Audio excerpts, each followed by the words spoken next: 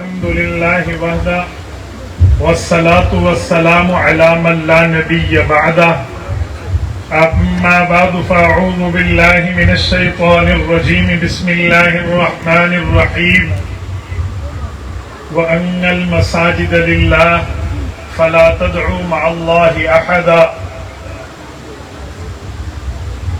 وقال في موضع آخر ما كان محمد أبا أحد من رجالكم ولكن رسول الله وخاتم النبيين وكان الله بكل شيء عليما. عن أبي هريرة رضي الله تعالى عنه قال قال رسول الله صلى الله عليه وسلم فضلت على الأنبياء بست أوتيت جوامع الكلم ونصرت بالرعب وأحلت لي الغنائم وجعلت لي الأرض مسجدا وطهورا وأرسلت إلى الخلق كافة وختم بي النبيون. رواه الإمام الهمام المسلم في صحيحه. صدق الله العظيم وبلغنا رسوله النبي الأمي الكريم ونحن على ذلك لمن الشاهدين والشاکرین والحمد للہ رب العالمین. نماز اچھی، روزہ اچھا، حج اچھا، زکوٰۃ اچھی، مگر باوجود اس کے میں مسلمان ہو نہیں سکتا نہ جب تک کٹ مروں خواجہ یثرب کی حرمت پر خدا شاہد ہے میرا کامل ایمان ہو نہیں سکتا. معزز دوستو، آج 24 اگست 2024 بروز ہفتہ ہے اور میں یہاں زندہ دلان لاہور سے خاتم النبیین صلی اللہ علیہ وآلہ وسلم کانفرنس سے معنون اس پروگرام میں توسیع مسجد کے عنوان پر چند باتیں کرنے لگا ہوں. بس آپ توجہ میری طرف رکھنا، میری آنکھوں میں آنکھیں ڈال کر میری گفتگو سنیں گے تو انشاءاللہ آپ کا اور ہمارا وقت قیمتی بنے گا. میرے ساتھیوں، اللہ جل شانہ کا کرم ہے، اللہ جل شانہ کا فضل ہے، اللہ جل شانہ کا احسان ہے کہ اللہ تعالیٰ نے ہمیں دین کی نسبت سے جمع فرمایا ہے. دیکھیں، میں چند باتیں پہلے اس مسجد کی توسیع کے حوالے سے کرنے لگا ہوں. مسجد کا اسلام میں مقام کیا ہے اور پھر اس کی توسیع پہ اجر کیا ہے. حدیث پاک میں نبی پاک صلی اللہ علیہ وسلم نے فرمایا من بنا للہ مسجدا بنى اللہ لہ بیتا فی الجنہ. مسند احمد کی روایت ہے کہ جس نے مسجد بنائی اللہ جنت میں پورا گھر بنا کے دیں گے. اس پر میں بڑا حیران ہوں کہ ایک بندے نے مسجد بنانے کے لیے تھوڑی سی بھی امداد کر دی تو جنت میں تھوڑا سا گھر ملتا، پورا گھر کیوں مل رہا؟ اگر ہم اس نقطے پہ سوچیں تو توسیع مسجد کا مسئلہ حل ہو جائے گا. آپ کہیں گے کیسے؟ میں اس پر 4 دلیلیں دینے لگا ہوں اور اس کے بعد نتیجہ آپ کے سامنے رکھوں گا کہ مسجد اسلام کی بنیاد ہے یا نہیں ہے. چلیے، سب سے پہلی دلیل صحیح بخاری جلد اول اٹھائیے. حضرت امام بخاری رحمت اللہ تعالی علیہ مسجد کے حوالے سے ایک حدیث پاک لائے ہیں.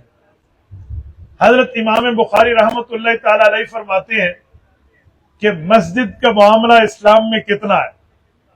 تو حضرت امام بخاری رحمت اللہ علیہ ایک حدیث کا واقعہ لائے ہیں کہ باب الحراب فی المسجد، مسجد کے اندر کیا جنگ کی تربیت، جہاد کی تربیت لینا دینا جائز ہے یا نہیں ہے، یا مسجد صرف نماز پڑھنے کی جگہ ہے.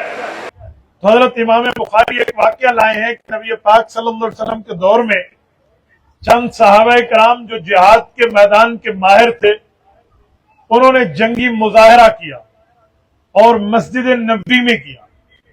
رسول اللہ صلی اللہ علیہ وآلہ وسلم کی اہلیہ ام المؤمنین صدیقہ کائنات صدیقہ بنت صدیق حضرت اماں جان عائشہ رضی اللہ عنہا نے اپنی آنکھوں سے منظر دیکھا اس مظاہرے کا اور رسول اللہ صلی اللہ علیہ وسلم کی اجازت سے ہوا،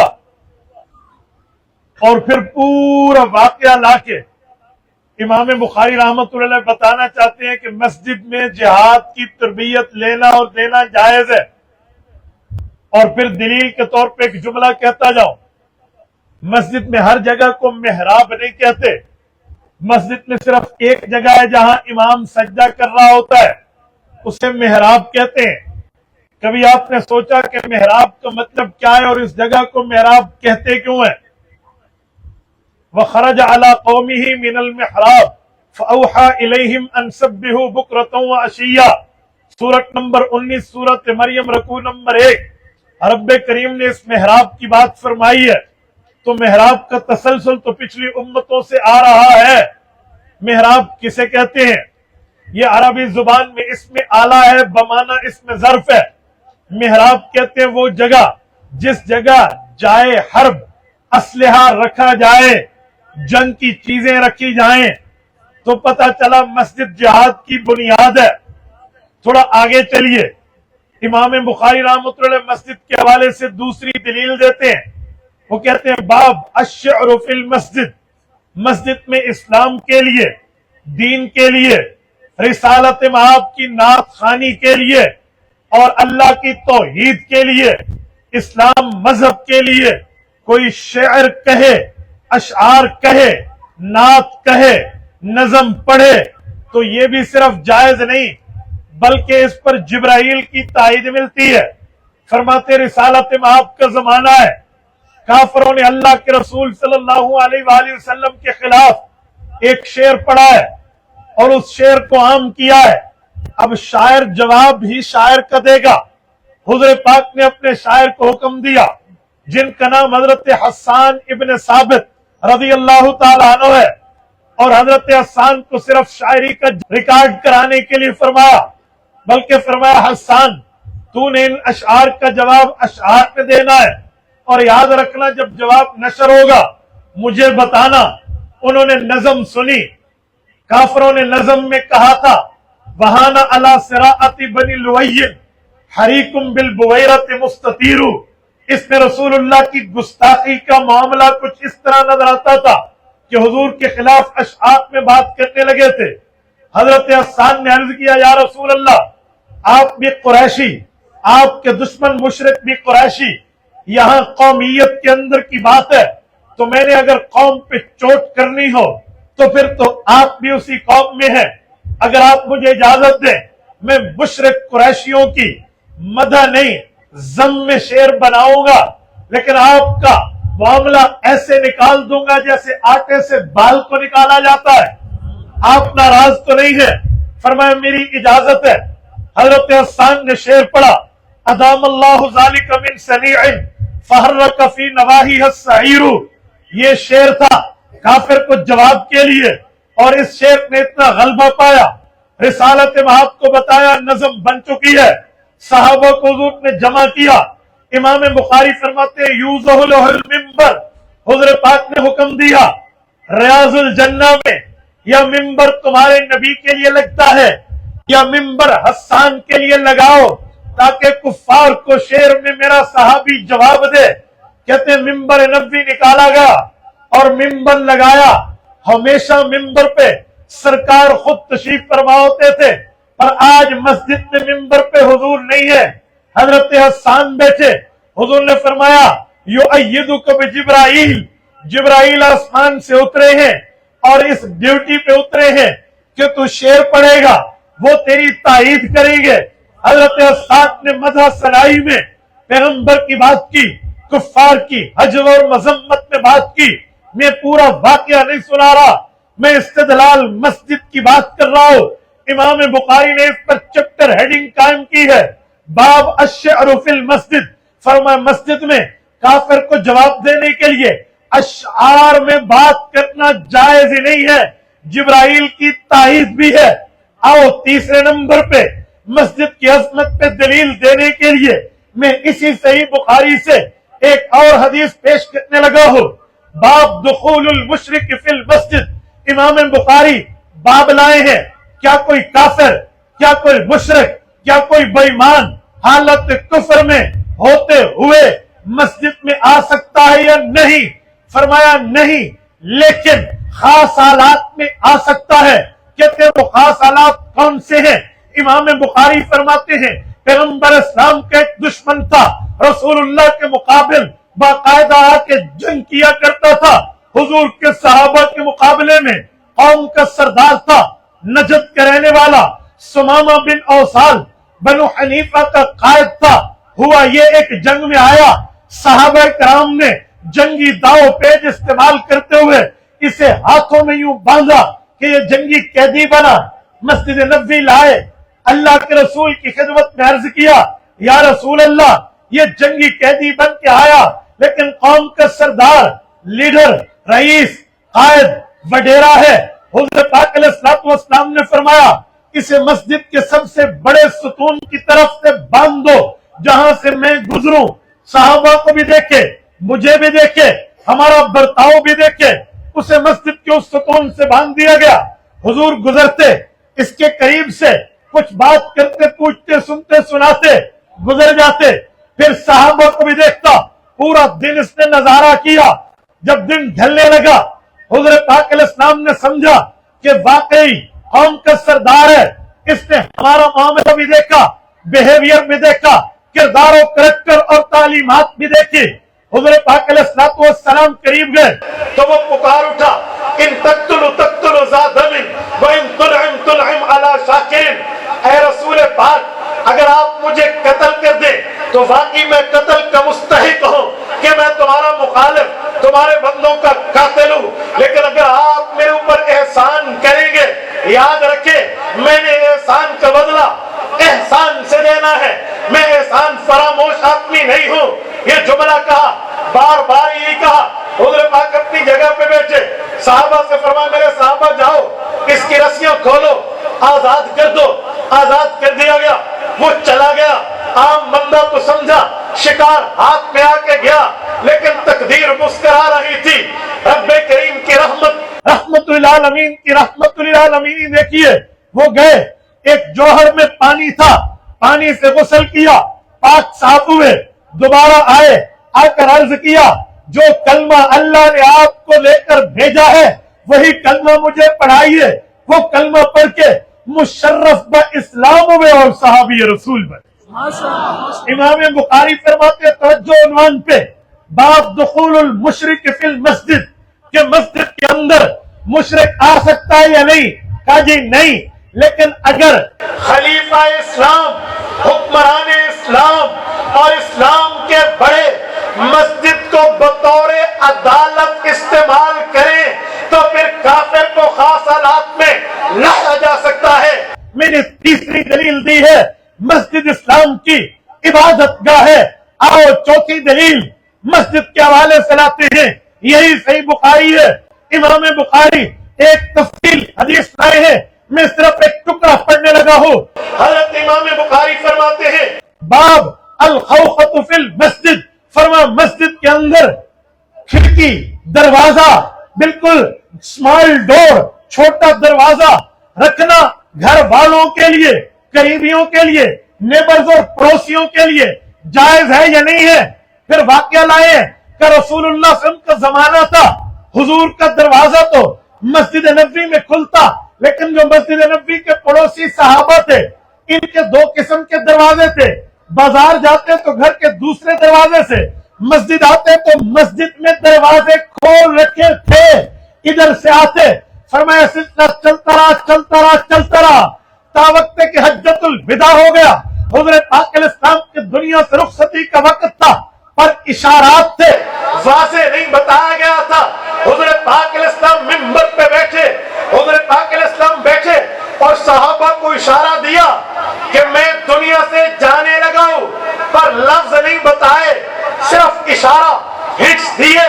اکثر بندے نہ سمجھ سکے، پر جو سمجھا، جسے امت کے لیڈر بنایا، ابو بکر سمجھا، لاہور کے غیوریوں، حضرت رسول اللہ نے فرمایا میرے صحابہ تم ایک بندے کی بات سناؤں، ایک آدمی کا واقعہ سناؤں؟ سب نے کہا جی ضرور سنائیے۔ فرمایا ان عبدا خیرہ اللہ، ایک شخص ہے اس کی اللہ سے کمٹمنٹ ہوئی ہے۔ یا رسول اللہ اللہ، اس کی اللہ سے بات ہوئی، اللہ نے اسے اختیار دیا ما بین زہرۃ الحیات الدنیا وما عند اللہ، کہ جب تک چاہتے ہو دنیا کی رنگینیوں میں رہو، جب چاہو میرے پاس آؤ۔ اب بتاؤ تم اپنے رب کے پاس آنا چاہتے ہو یا دنیا کی رنگینیوں میں رہنا چاہتے ہو؟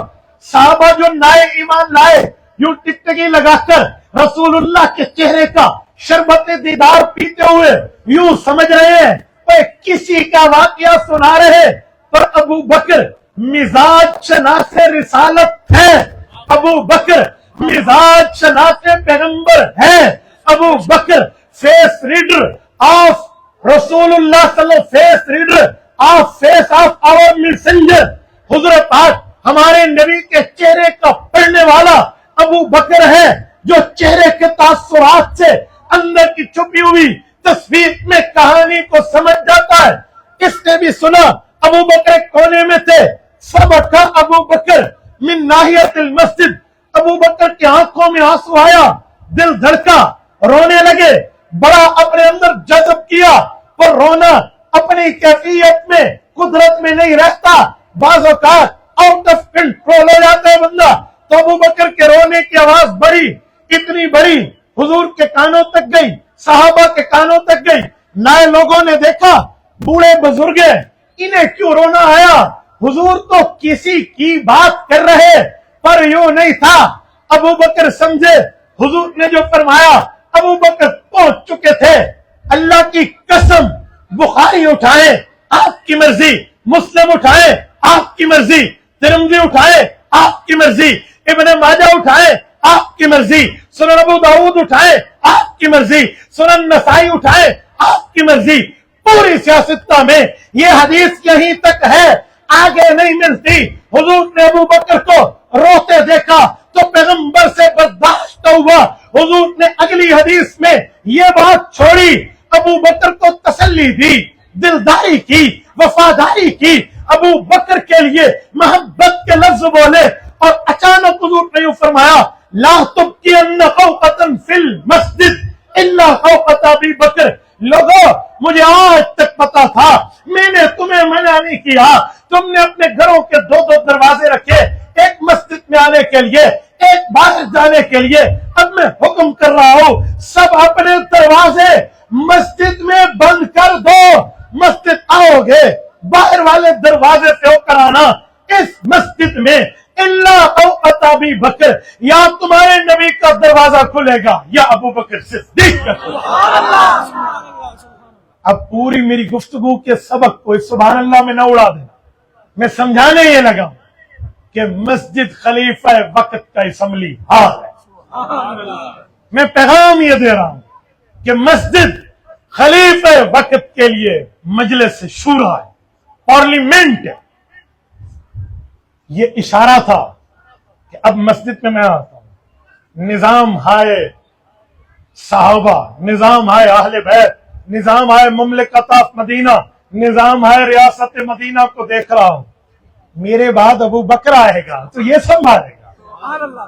جہاں خلافت کی طرف اشارہ ہے، نیابت پیغمبر کی طرف اشارہ ہے، وراثت پیغمبر کی طرف اشارہ ہے، وہی مسجد کی عظمت عزت بھی اس حدیث سے واضح ہوتی ہے۔ تو کتنی دلیلیں ہوئی؟ 4۔ مسجد کیا ہے؟ پہلی دلیل بولیے ذرا، جائے حرب، جنگی تربیت گاہ۔ مسجد اسلام میں اتنا مقام رکھتی ہے کہ کافر کو نہ کو چلے چبانے کے لیے یہاں پروگرامز ہو سکتے ہیں۔ نمبر 3 مسجد اسلام کی عدالت گاہ۔ نمبر 4 مسجد خلیفہ وقت کا اسمبلی ہال۔ یہ چاروں چیزیں ہیں۔ جب آپ اور ہم دیکھیں کہ یہ 4 چیزیں تو میں نے بتائی، تفصیل اور بھی ہے، میں نے صرف دقت وقت پر 4 عنوان رکھے ہیں۔ جب اتنا مقام ہے مسجد کا تو پتہ چلا مسجد اسلام کی بنیاد ہے، مسجد اسلام کی، اسلام کا مرکز ہے، اسلام کا منبع ہے، اسلام کا مخزن ہے، اسلام یہاں سے پورا پھوٹتا ہے۔ اب اس حدیث کو سمجھو جو شروع میں نے کہا تھا، من بنا للہ مسجدا بن اللہ لہ بیتا فی الجنہ، تو مسجد بنانے میں تعاون کرو اور اب پورا گھر دے گا۔ کیوں؟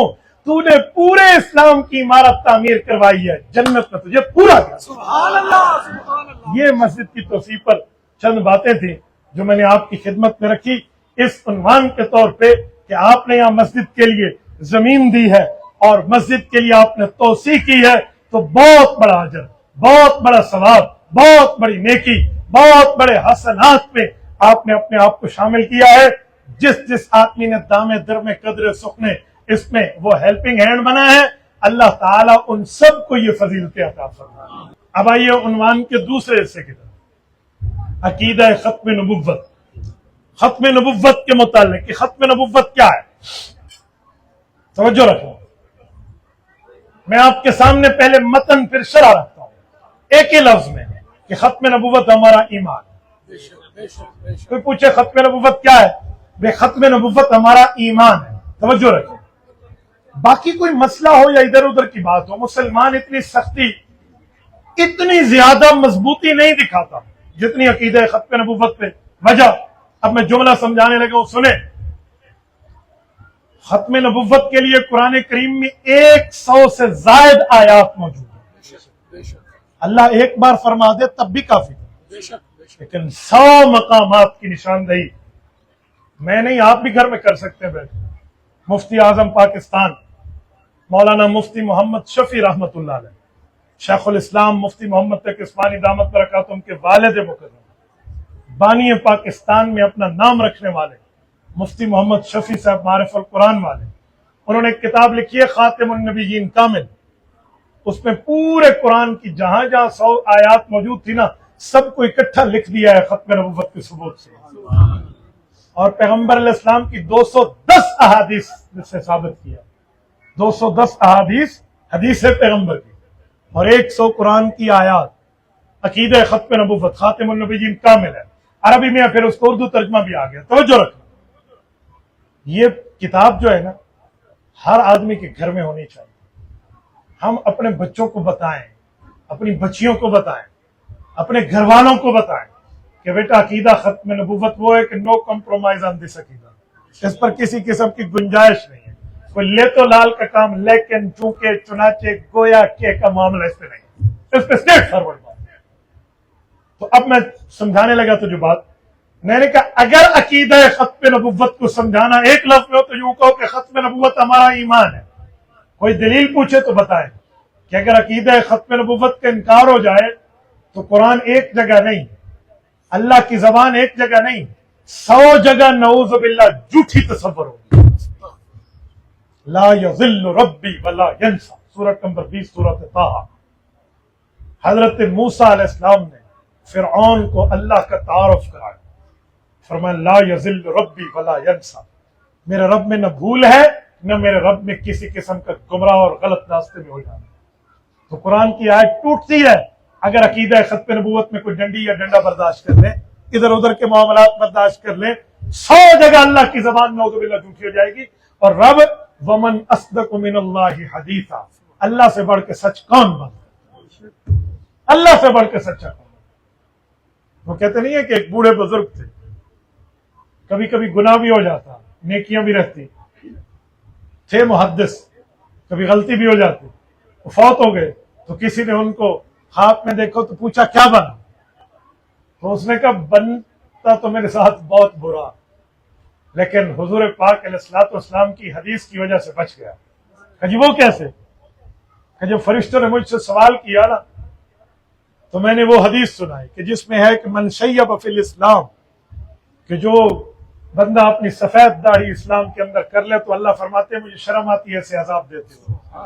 اور اس نے حدیث پڑھی حدثنی فلاں، مجھے میرے فلاں بزرگ نے حدیث سنائی، اس کو فلاں فلاں فلاں فلاں، آخر گئے عن عائشہ رضی اللہ تعالی عنہا قالت قال رسول اللہ صلی اللہ علیہ وسلم قال اللہ تبارک و تعالی۔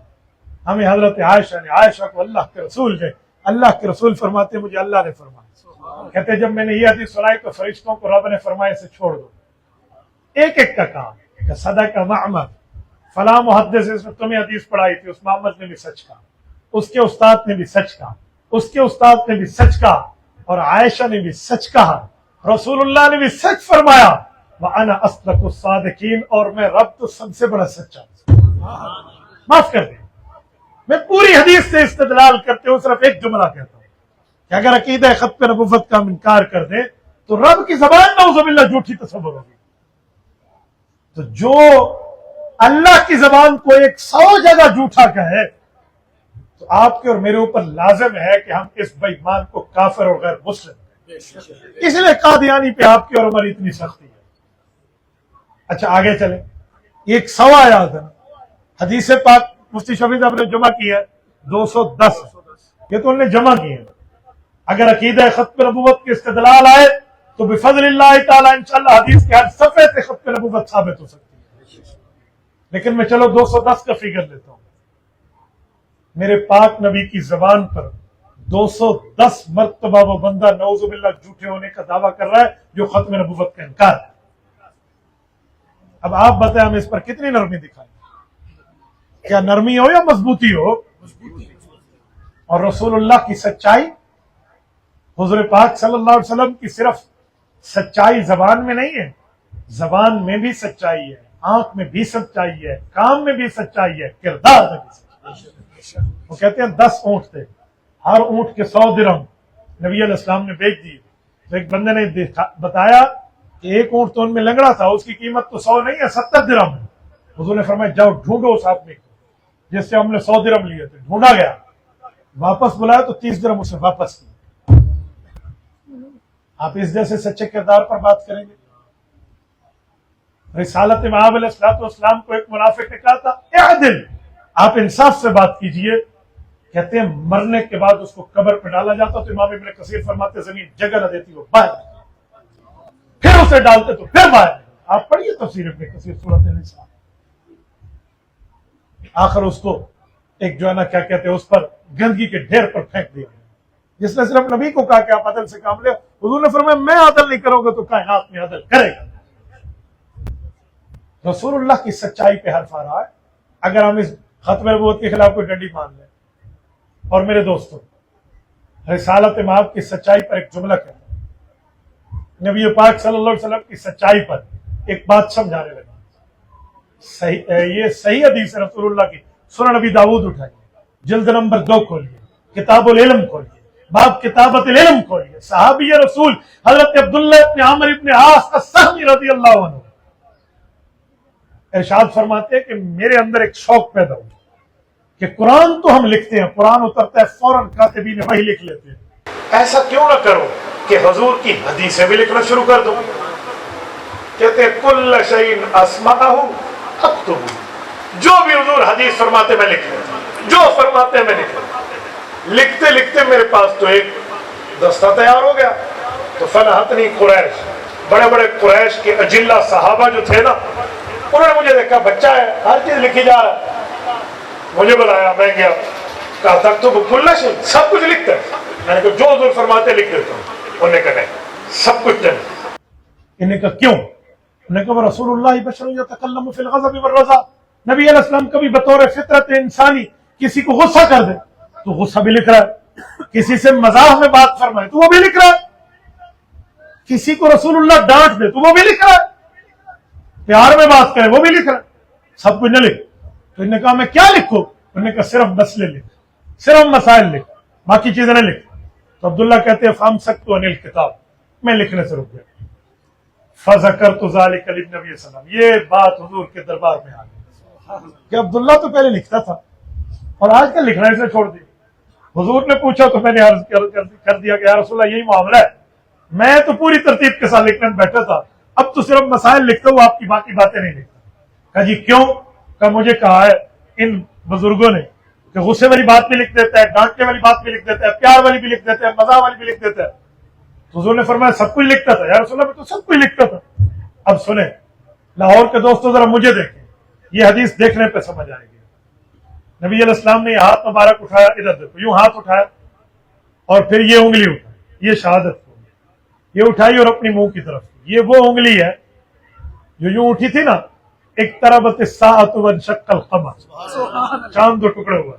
اس انگلی کو اٹھایا اور یوں منہ مبارک کی طرف اشارہ کیا، یوں اشارہ کیا انگلی مبارک، یوں اشارہ کر کے فرمایا اکتب، عبداللہ سب کچھ لکھا کر. فوالذی نفسی بیدہ ما یخرج منہ الا حق. میرے اللہ کی اپنی نگرانی ہے میری اس زبان پہ. اس سے جو بھی نکلے گا، جیسے نکلے گا، جب بھی نکلے گا، حق نکلے گا. فرمایا چاہے غصے میں بولوں، چاہے پیار میں بولوں، چاہے محبت میں بولوں، چاہے ڈانٹ کے بولوں، حقیقت بولوں گا. یہ ہے میرے نبی کی سچائی.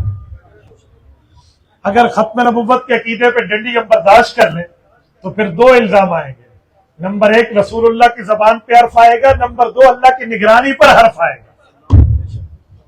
یہاں اللہ کی نگرانی. میرے ساتھیوں، اسی لیے عقیدہ ختم نبوت پر امت مضبوطی دکھاتی ہے. میں لاہور میں بیٹھا ہوں تو لاہوری کی بات کرنے لگا ہوں. 1929 کے اندر جائیے نا ذرا غازی علم الدین شہید رحمت اللہ علیہ کو دیکھیے. یہ میانی صاحب میں آج بھی ہیں.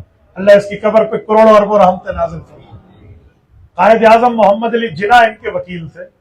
انگریز کی عدالت تھی تو وہ کہتے ہیں وکیلانہ پوائنٹ میں جب بات چلی تو مختلف وکیلوں کی جوری تھی.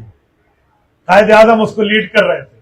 تو انہوں نے کہا جی علم الدین سے کہتے ہیں اگر ایک اسٹیٹمنٹ یہ دے دے، اپنی اسٹیٹمنٹ چینج کرتے ہوئے، کہ جی راجپال وہ جو گستاخ تھا اس کو قتل تو میں نے کیا ہے، ٹھیک ہے، لیکن بس اس وقت میں ہوش میں نہیں، بس اتنا کہہ دے، اگلا کام ساڑھا ہے، اسی پھٹے نہیں چڑھن دینا، ہم اتروا دیں گے.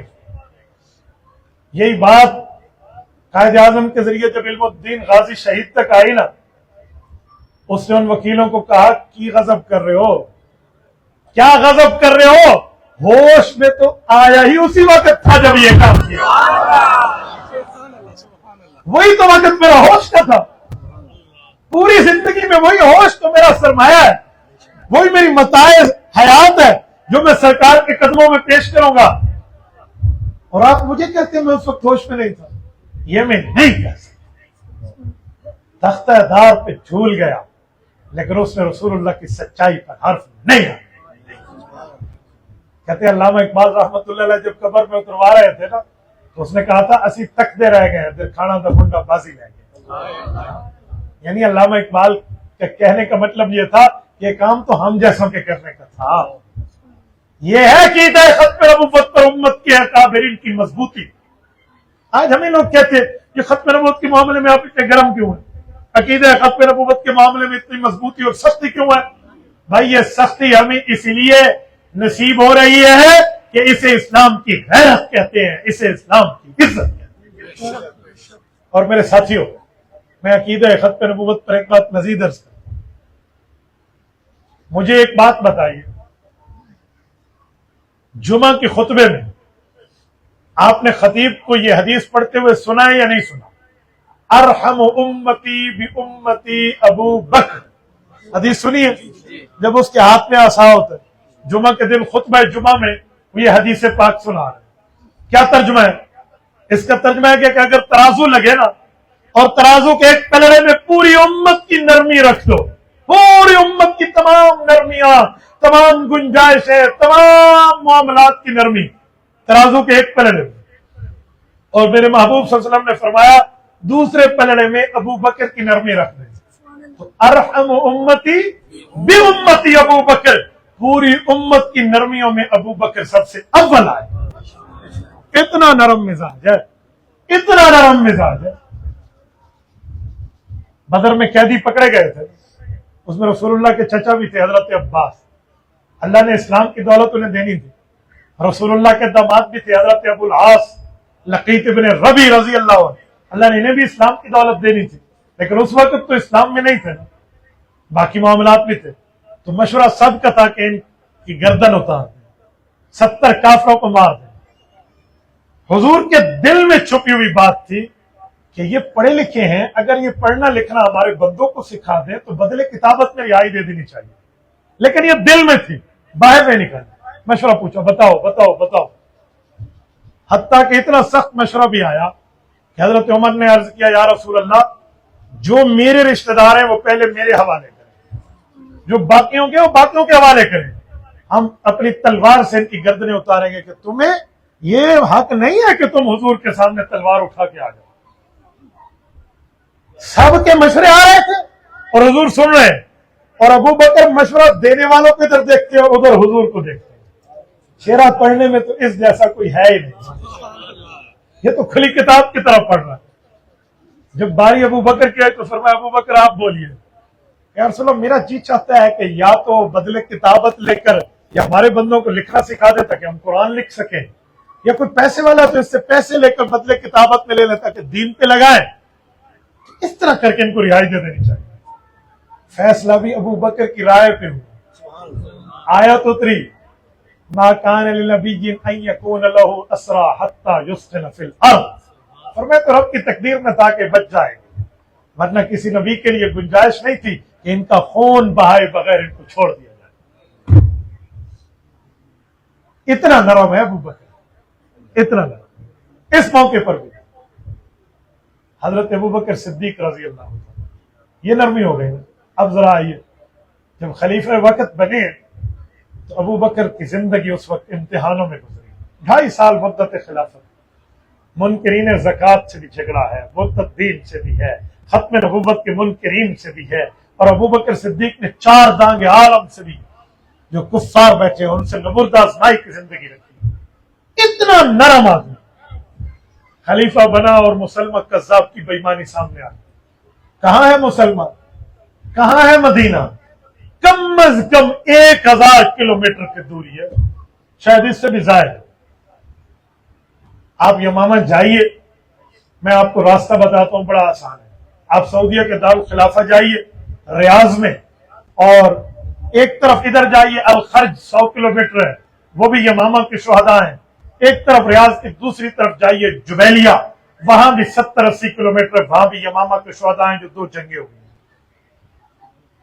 میں اسی شہر لاہور میں مرکز ختم نبوت میں بات کر رہا تھا، شیخ طریقت حضرت مولانا مفتی محمد حسن دامت برکاتہم اسٹیج پر موجود تھے۔ میں نے یمامہ کی جنگ کا واقعہ سنایا، 3 سال پہلے کی بات کر رہا ہوں۔ تو حضرت نے مجھے بیان کے بعد کا مجھے بہت مزہ آیا، لیکن ایک بات آپ سے پوچھوں؟ میں نے کہا جی۔ کہتے آپ یمامہ گئے ہوئے ہیں نا؟ میں اس وقت تک جنگ یمامہ کا منظر اپنی آنکھوں سے نہیں دیکھا تھا وہاں پہ جا کے۔ میں نے کہا حضرت میں نہیں گیا۔ کہتے بیان تو ایسے کر رہے تھے جیسے آپ نے دیکھا ہو۔ میں نے کہا حضرت میں نے کتابوں میں پڑھا ہے۔ کہتے میرا مشورہ ہے کہ آپ وہاں سفر کریں۔ میں نے کہا حضرت صرف مشورہ نہ دیں، آپ بزرگ ہیں، آپ دعا بھی دیں، اللہ اسباب عطا فرمائے۔ یقین مانیے شیخ نے دعا کی ہے، میں 2 دفعہ وہ پورا میدان اپنی آنکھوں سے دیکھ کر آیا۔ آپ یمامہ جائیں تو یہ چیز وہاں سمجھ آئے کہ میں صرف جھلکی دے رہا ہوں۔ اللہ آپ سب کو اور ہم سب کو لے کے جائے۔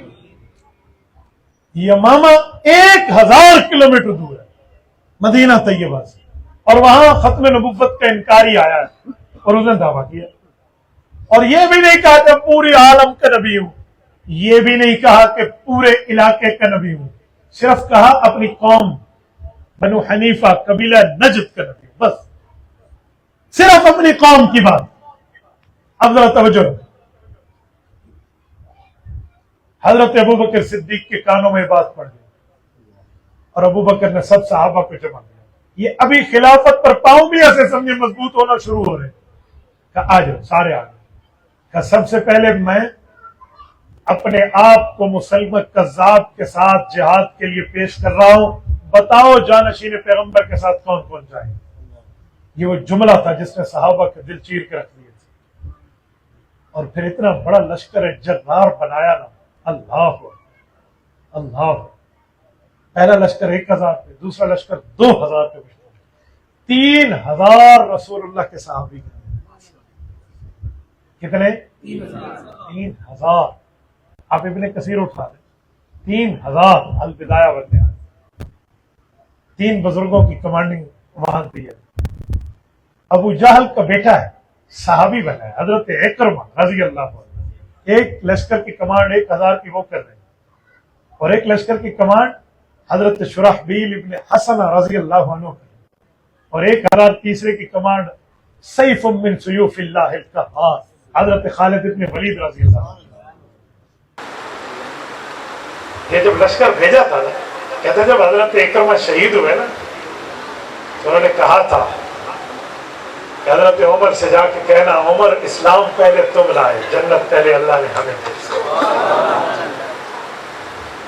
بہرحال میں صرف واقعہ نہیں سنا رہا، یہ بات ایسی ہے کہ جسم کے رونگٹے کھڑے ہوئے، میں صرف ایک جھلکی دے رہا ہوں۔ جب یہ صحابہ گئے ہیں، آگے آپ کو پتہ ہے لشکر کتنا تھا، یمامہ کی پوری قوم، آپ امیجن کریں نا، آپ امیجن نہیں کر سکتے، آپ یقین مانے اس کا اندازہ نہیں کر سکتے اگر وہ کتابوں میں لکھا ہوا نہ ہو۔ ان کی تعداد کتنی ہے؟ 36,000 کافر، اور یہ 3 افراد، ایک کے مقابلے میں 1,000 سے بھی زائد کی بات ہے۔ یہ کفار کا لشکر تھا۔ شروع میں تو وہ چڑھائے تھے صحابہ پر، حضرت اکرمہ کی جان شہادت ہوئی جبیلیہ علاقے میں، پھر جا کے قلعہ بند ہوئے تو حضرت خالد ابن ولید نے جو وار کیا ہے، پھر یمامہ کی زندگی وہاں یاد رکھے گی کہ ہوا کیا تھا۔ اس جگہ جو جنگ ہوئی اور وہ قلعہ بند ہوئے تو پھر صحابہ کرام نے انہیں نیزے کی انی پہ چڑھایا۔ جب لشکر ابو بکر نے ترتیب دیا نا تو حضرت علی المرتضیٰ اٹھے اور ابو بکر کے دامن کو تھام کے فرمانے لگے ابو بکر آپ نہیں جائیں گے، آپ نہیں جائیں، آپ یہاں رہیں۔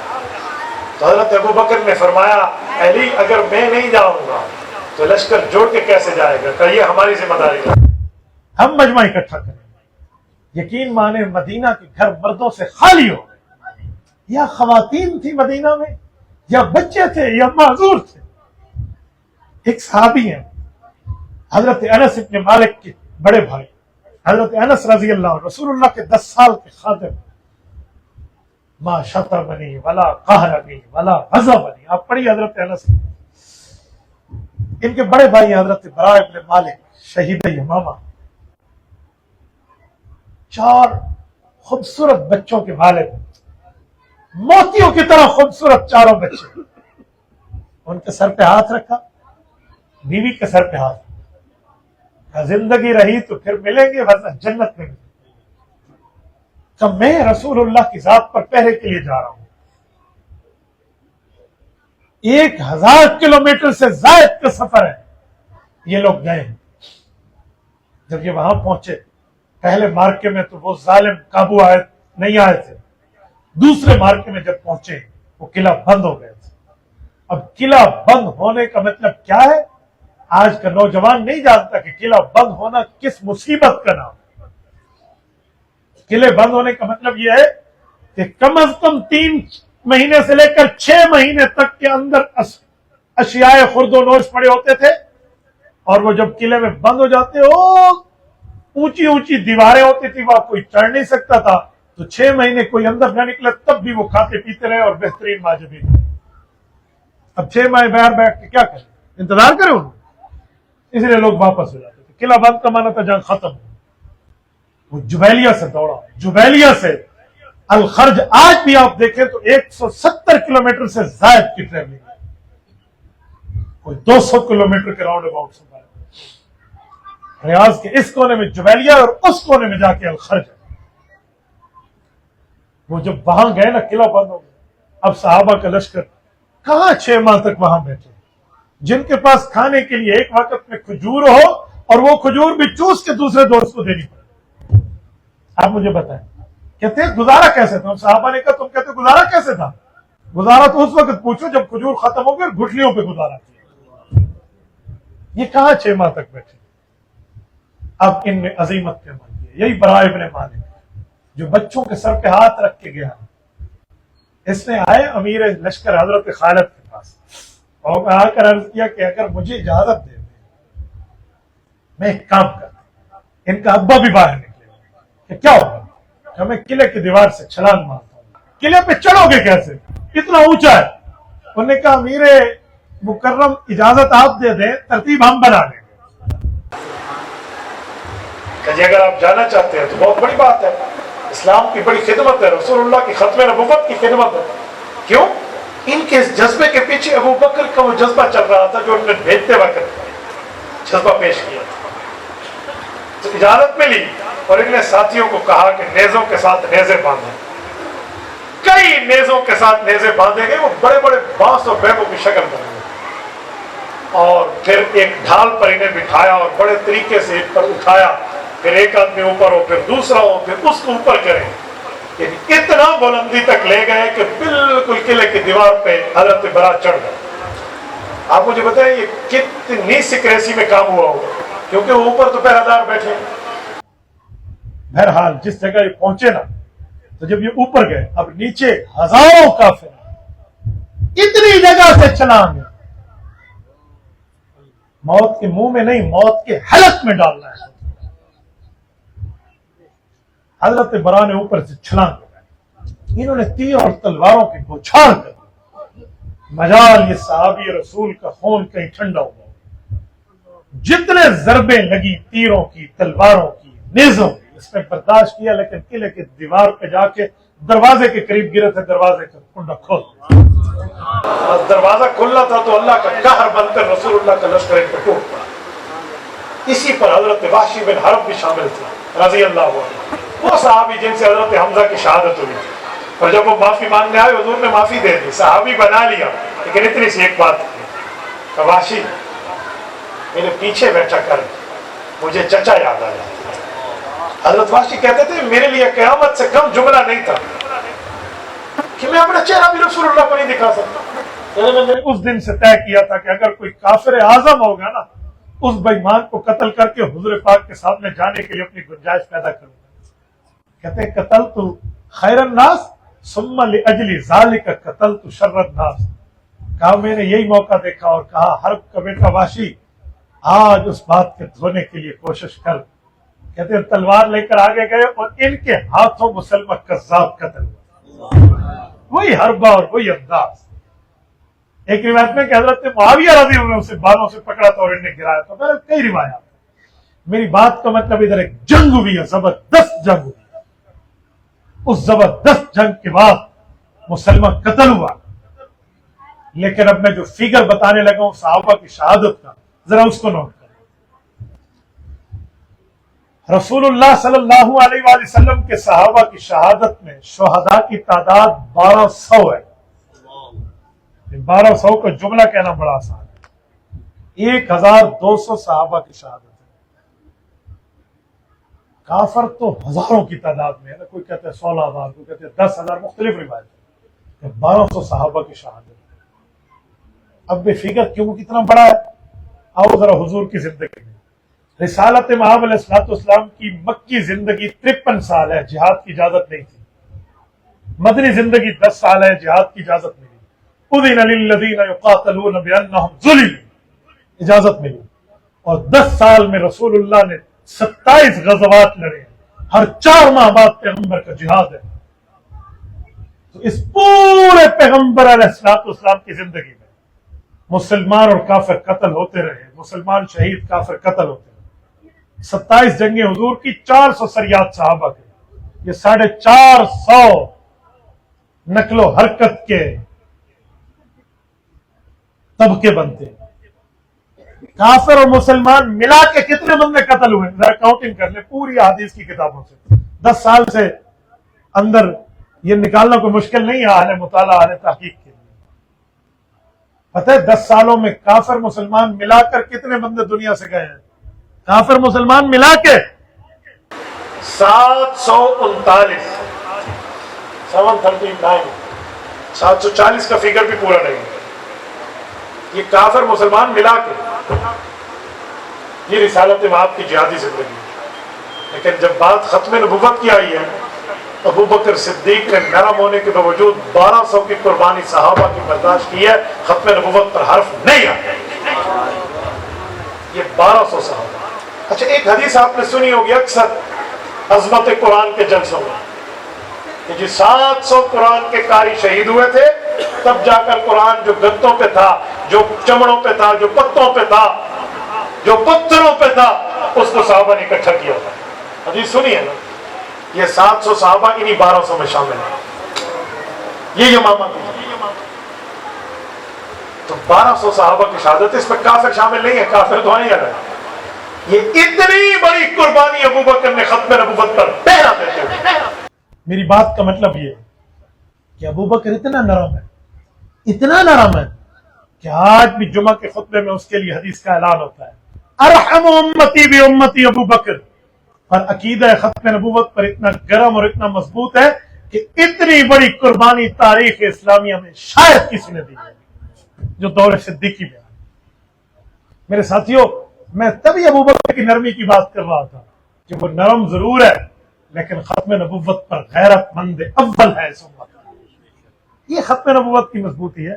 اور آج ہمیں کوئی طبقہ بیٹھ کے کہ جی نرمی کر لیں، ہاں جی تھوڑی سی گنجائش، ایسے نہیں ہے، اس پر کوئی گنجائش کی بات نہیں۔ یقین مانیے کسی قسم کی کوئی گنجائش نہیں ہے ختم نبوت کے معاملے پہ۔ اسے ویسے ماننا پڑے گا جیسے اللہ کی توحید میں کسی قسم کی ڈنڈی نہیں مارنی چاہیے۔ رب کی صفات میں توحید ہے اور رسول اللہ کے معاملات میں ختم نبوت ہے۔ نہ اس عقیدے پہ گنجائش ہے نہ اس عقیدے پہ۔ میرے ساتھیوں، اب ذرا میں موجودہ وقت کی بھی بات کر رہا ہوں۔ آج 6 ماہ ہونے کو ہے، تقریباً 6 ماہ سے بھی زائد، 6 فروری 2024 کو جو ہمارے ملک کی سب سے بڑی عدالت کے سب سے بڑے جج نے جو بلنڈر کیا تھا، جو غلطیاں کی تھی، اس پر پوری دنیا میں اشتعال آیا، خصوصاً پاکستان میں۔ اس وقت بھی صحافی میڈیا ٹاک میں ہمیں کہتے تھے کہ اتنی سختی کیوں ہے۔ کل میرے ایک صحافی بھائی انٹرویو کے لیے آئے تو مجھے کہنے لگے مفتی صاحب جب شروع میں آپ فیصلہ دکھا کر بات کرتے تھے ہم کہتے تھے پتہ نہیں کیا ہو گیا، آج ہمیں سمجھ آ رہی ہے کہ معاملہ تھا کہ 6 فروری 2024 کو یہ ان کا فیصلہ آیا تھا، اور اس فیصلے پر اس دن سے علماء حیران تھے کہ جب سپریم کورٹ جاؤ تو موبائل بھی نکال کے دے دو، فلاں بھی نکال کے دے دو، فلاں بالکل پاک صاف ہو کے وہاں اندر جاتے۔ لیکن اس دن جب ختم نبوت کے لیے قادیانیوں کے حق میں اور عقیدہ ختم نبوت کے خلاف فیصلہ آ رہا تھا، سارے یورپی ملکوں کے سفیر اپنے لیپ ٹاپ، انٹرنیٹ، USB سمیت چیف جسٹس کے سامنے ایسے بیٹھے تھے جیسے شاگرد استاد کے سامنے بیٹھتے ہیں، اور وہ فیصلہ آ رہا اور یہ ٹائپ کر کر کے پتہ نہیں کس حبے کو بھیج رہے ہیں۔ کیوں بھائی؟ تو بڑے بڑے دال میں کالی نہیں، ساری دال ہی کالی تھی، ٹھیک ہے؟ وہ کہتے ہیں بلی بلی نہیں، بڑے بلے تھیلے میں چھپے ہوئے تھے۔ تو اس پر مسلمانان امت اٹھے اور ایسے اٹھے الحمدللہ ثم الحمدللہ جیسے اٹھنے کا حق ہے۔ مجھے بڑی خوشی ہے، ٹھیک ہے میڈیا آ گیا ہے، ٹھیک ہے فحاشی بڑھ گئی ہے، ٹھیک ہے سب کچھ عریانی آ گئی ہے، لیکن مسلمان جتنا بھی گناہ گار ہو نا، آقا کا غدار نہیں ہو سکتا، آقا کا وفادار۔ اور مجھے اس پہ بھی خوشی ہے کہ سب سے پہلے اس پر آواز جمعیت علماء اسلام نے اٹھائی۔ نعرہ تکبیر، اللہ اکبر، نعرہ مجھے بڑی خوشی ہے۔ 6 فروری کو فیصلہ آیا اور پہلی آواز مولانا آپ اٹھائیے میڈیا میں، چیلنج سے پہلی پریس کانفرنس حضرت قائد جمعیت مولانا فضل الرحمان دامت برکاتہ، ہمارا ببر شیر بولا ہے پہلے، اور جیسے بولنے کا حق، اور جب اس وقت بولا تو آپ کے لاہور میں بیٹھے ہوئے صحافی جناب منصور علی خان نے کہا کہ فضل الرحمان تو اپنی شکست کا بدلہ لینے کے لیے چیف جسٹس کے پیچھے لگا ہوا ہے، جی ووٹوں میں نہیں ہو گیا، وہ نہیں ہو گیا وہ۔ میں نے اس وقت بھی کہا تھا کہ نہ آپ دین جانتے ہو نہ آپ آئین جانتے۔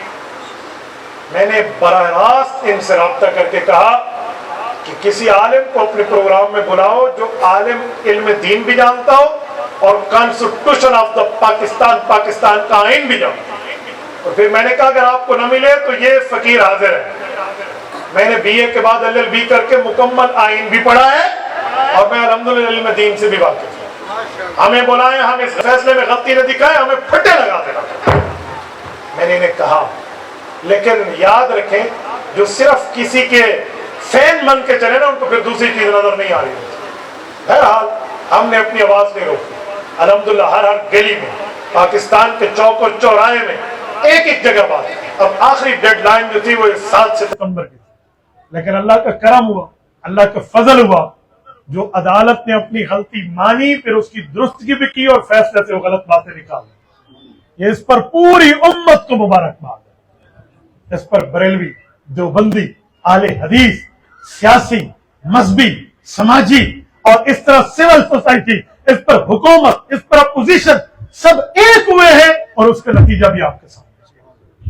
میں اسی لیے کہتا ہوں خدا کے لیے کم از کم مذہبی جماعتیں ایک ہو جائیں نا، جو ہم حضور کا نام لیتے ہیں، دین کا نام لیتے ہیں، شریعت کا نام لیتے ہیں، صحابہ اہل بیت کا نام لیتے ہیں، علم اور دین کا نام لیتے ہیں، قرآن اور حدیث کی بات کرتے ہیں، خدا کی قسم دنیا کی کوئی باطل طاقت تمہارے سامنے ٹھہر نہیں سکتی۔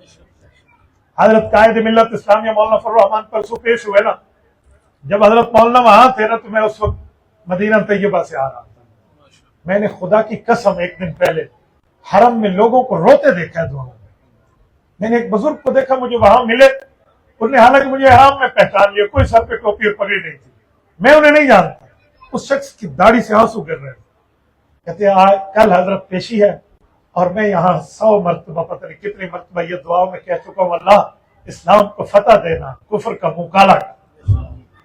میں نے روتے دیکھا ہے وہاں پر لوگوں کو، احرام میں، حالت نماز میں، دعاؤں میں۔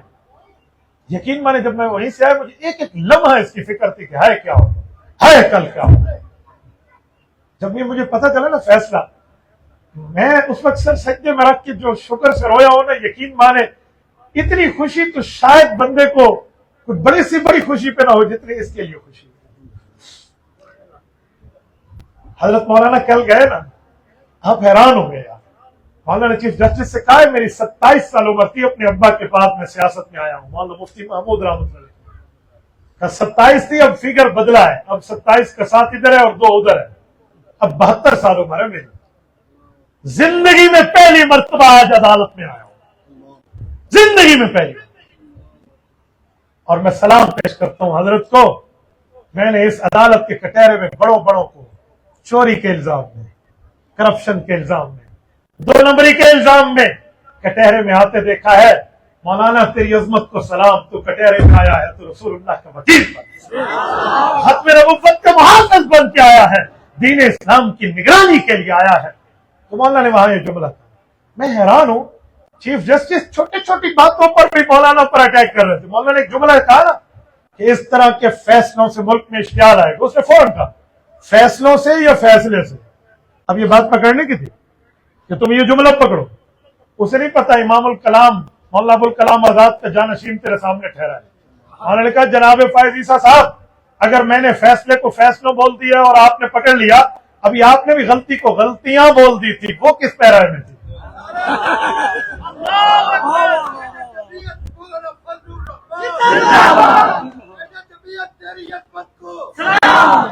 میں نے کہا تجھے یہ نہیں پتا کہ شیخ الہند کا وارث تجھ سے گفتگو کر رہا ہے، عجیب معاملہ ہے۔ تو بہرحال کئی علماء وہاں تھے، تمام مکاتب فکر کے تھے، میں سب کا احترام کرتا ہوں، سب کو اپریشیٹ کرتا ہوں، لیکن مولانا جب وہاں پہنچے نا تو کہا پہلی دفعہ زندگی میں عدالت میں آج تک نہیں گیا کبھی کسی عدالت میں، اور کوئی تم سے ہم بھیک مانگنے نہیں آئے، تیرے پاس آئے ہیں اسی لیے کہ تو اپنے لیے اور اپنے بینچ کے لیے آخرت میں رسول اللہ کی سفارش کا سامان بنا لے، بس اتنا کر لو کہ آقا کو کہہ سکو یا رسول اللہ اختیار تھا تو ہم نے آپ کی ذات کے لیے استعمال کیا۔ اور جب مولانا شیخ الاسلام مفتی محمد تقی عثمانی صاحب کو نوٹس ہوا تو وہ ترکیا میں تھے، 6000 کلومیٹر دور ہے استنبول، وہاں بیٹھے، ویڈیو لنک میں آئے تو چیف جسٹس انہیں کہنے لگا کہ حضرت آپ تو میرے استاذ کے درجے پہ، آپ مجھ سے پہلے شریعہ بینچ کے چیف جسٹس رہے، آپ فرمائیے۔ حضرت مفتی تقی عثمانی صاحب نے فرمایا جی 3 چیزیں، یہ پیراگراف نمبر 7 ہے، پیراگراف نمبر 42 ہے اور پیراگراف نمبر جیم ڈی ہے، یہ ان تینوں پر ہمیں اعتراض ہے، یہ آئین کے بھی خلاف ہے، قرآن کے بھی خلاف ہے، اور جج چاہے جتنا بڑا چیف جسٹس کیوں نہ، اسے اختیار نہیں ہے کہ وہ آئین لکھے، وہ ری رائٹ نہیں کر سکتا آئین کو، وہ آئین کی ایکسپلینیشن کر سکتا ہے، تشریح کر سکتا ہے۔ تو جب اس کو اس کی غلطی بتائی، وضاحت سنائی، تو چیف جسٹس صاحب نے وہاں کہا کہ ٹھیک ہے میں اس پر وضاحتی نوٹ لکھ دیتا ہوں، اور تاکہ عوام کو پتہ چلے کہ اس فیصلے میں یہ وضاحت آ گئی، یہ ایسے نہیں ہے ایسے۔ مفتی تقی عثمانی صاحب کہنے لگا اب آپ راضی ہوں گے؟ تو حضرت مولانا بتا رہے تھے کہ مفتی صاحب اور ہم سب نے کہا کہ جی نہیں، ہمیں وضاحتی نوٹ آپ کا نہیں چاہیے، ہم کوئی بھیک مانگنے تم سے نہیں آئے، جو حضور کے خلاف قلم استعمال ہوا ہے اس استعمال والی سیاہی کو حذف کرنا، اسے ختم کرنا ہوگا۔ تو چیف جسٹس صاحب شروع میں ختم کرنے پہ تیار نہیں تھے، جب ان حضرات نے دلائل کے ساتھ اپنی بات کو مدلل مبرہن کیا، مفتی تقی عثمانی صاحب آئین بھی جانتے ہیں، قانون بھی جانتے ہیں، اسلام بھی جانتے ہیں، تو پھر اس بندے نے مانا۔ اور جب تیسرے پیراگراف پر بات آئی نا، 2 تو حذف ہوئے، اور جو تیسرے پہ تھوڑا کہا نہیں وہ ایسے ہے جی ایسے ہے، تو مولانا نے تیسرا راستہ نکالا، اللہ ان کو جزائے خیر دے، کہا جی شیخ الاسلام بیٹھے ہیں، آپ انہیں استاذ مان چکے ہیں، کہا جی ہاں، کہا جی تیسرے پیراگراف پہ ہمیں اعتراض ہے، 2 تو ختم ہو گئے، تیسرے کے لیے تبدیلی یہ لکھ کے دیں گے، آپ اسی کو دوبارہ لکھ لیں، پچھلے کو کاٹ دیں۔ کہا جی بہت اچھا، تو درمیانی راستہ نکل آیا، تمہاری بھی ناک بچتی ہے تو بچے، تو تیسرا حضرت نے لکھا اسی وقت واٹس ایپ کیا اور وہ لکھ کر انہیں دیا، جو شیخ الاسلام نے لکھا اسی کو دوبارہ لکھ دیا گیا۔ مسلمانوں مبارک ہو، یہ آپ کے اخلاص کی بات ہے، یہ رحمت للعالمین کی رحمت للعالمین کا سایہ ہے، یہ رسول اللہ صلی اللہ علیہ وسلم کا وسیلہ ہے جو کام کر رہا ہے، یہ اللہ کی رحمت ہے جس نے اسلام کے جھنڈے کو بلند رکھا اور کفر کو غرق کیا۔ میں ایک جملہ کہتا ہوں، کل مفتی محمود پوری امت کی قیادت کرتے ہوئے اگر فاتح ایوان تھا تو آج اس کا بیٹا پوری امت کی قیادت کرتے ہوئے فاتح عدالت۔ ہم نے مفتی محمود پڑھا تھا، ہم نے فضل الرحمان دیکھا ہے، ہم نے 7 ستمبر 1974 نہیں دیکھا، میری عمر کے بچوں نے تو نہیں دیکھا، ہمارے بزرگوں نے دیکھا ہوگا، انہیں پتہ ہے کہ 7 ستمبر 1974 کو جناب ذوالفقار علی بھٹو صاحب نے جو مسئلہ مانا اور پوری امت کے لیے اس نے احسان کر دیا۔ پیپلز پارٹی سے آپ کو بھی اختلاف ہو سکتا ہے، مجھے بھی ہو سکتا ہے، لیکن بھٹو صاحب کے اس کام کو ہم آج بھی سلام پوچھتے ہیں۔ ہم نے نہیں دیکھا وہ زمان، پھر 1984 آیا، صدارتی آرڈیننس ضیاء کے دور میں آیا، وہ بھی ہم نے نہیں دیکھا، وہ بھی میری پیدائش سے پہلے کی بات ہے۔ 1984 میں حضرت خواجہ خان محمد رحمۃ اللہ علیہ جا کے اسلام آباد بیٹھ گئے تھے کہ قادیانی ہے غیر مسلم، اذان کس بنیاد پہ دیتا ہے غیر مسلم، قربانی کس بنیاد پہ کر رہا ہے 10 الحجہ کو، ہے غیر مسلم، اور یہ کلمے کی پٹی کیوں اپنے ماتھے پہ لکھتا ہے؟ یا تو اسلام میں آئے، حضور کا غلام بنے، سب کچھ کرے، اور اگر حضور کا غدار بنے گا تو ہم اس چیز کی اجازت نہیں۔ اور پھر صدارتی آرڈیننس میں سب کچھ ہوا اور صدارتی آرڈیننس کو پھر لا بنوایا گیا۔ یہ فیصلہ اس فیصلے کو بھی اڑا رہا تھا اور اس آرڈیننس کو بھی اڑا رہا تھا، ایسے مسلمان نہیں اس کے لیے اٹھے۔ تو بہرحال ہم نے وہ بھی نہیں دیکھا۔ میں کہتا ہوں نہ 1984 دیکھا ہے نہ 1974 دیکھا ہے، لیکن 22 اگست 2024 ہم نے دیکھا، پوری کام نے دیکھا، اسکرین پہ دیکھا کہ یہ کیا چیز ہے۔